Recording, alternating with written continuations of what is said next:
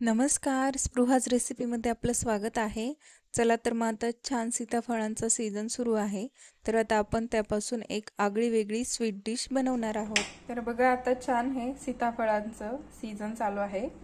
तर माझ्याकडे हे सीताफळ आहे 3. हे छान पिकलेले आहे. तर आता आपण त्याची एक आगळी-वेगळी रेसिपी बनवूया.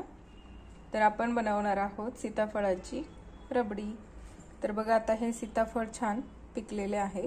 तर आता आपण हे याच्या बिया काढायच्या कशा, तर या चाळणीने आपण स्मॅश करून घेणार आहोत आणि बिया वरती राहणार आहेत. तर हे बघा या पद्धतीने सगळं सीताफळ आपल्याला चमच्याच्या साहाय्याने चाळणीमध्ये काढून घ्यायचं आहे आणि याला असं स्मॅश करत राहायचं आहे, जेणेकरून याचा बी छान वेगळं होईल.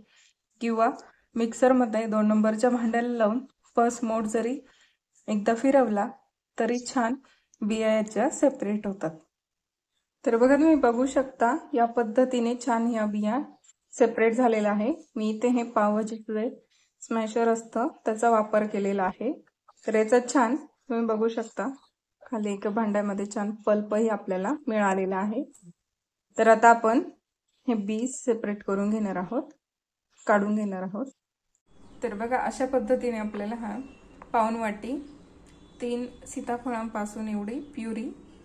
तर बघा अशा पद्धतीने आपल्याला हा सीताफळाचा पल्प मिळालेला आहे. तर बघा आता इथे मी 1 लिटर दूध घेतलेलं आहे आपल्या रबडी बनवण्यासाठी.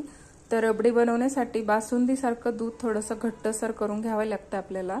तर आता मी इथे थोडंसं घट्ट होण्यासाठी ठेवलेलं आहे आणि याला सतत एकसारखं ढवळतही राहायचं आहे आपल्याला. दूध तापवताना छान कमी गॅसवरच हे आपल्याला एकसारखं असं ढवळत राहायचं आहे, जेणेकरून हे खाली बसत नाही आणि छान एकसारखी घट्टसर आपली रबडी तयार होते.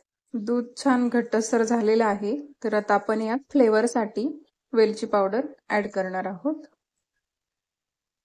आता आपण यामध्ये जो सीताफळाचा पल्प काढलेला होता तो घालून घेणार आहोत आणि याला छान एकसारखं उकळी येईपर्यंत मिक्स करून घेणार आहोत. तर बघा अशा पद्धतीने आपली ही सीताफळ रबडी बनून तयार आहे.